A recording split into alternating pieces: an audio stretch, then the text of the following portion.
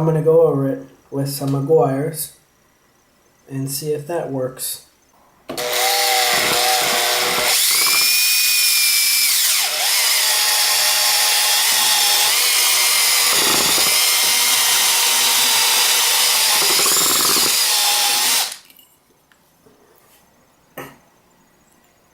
Cleaned it up a little bit.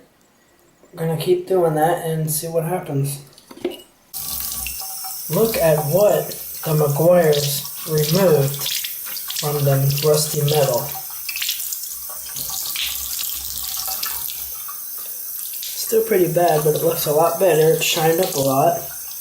Meguiars actually works to remove rust from steel, which is pretty cool because it's not designed for that. It's designed for polishing up faded paint on a car.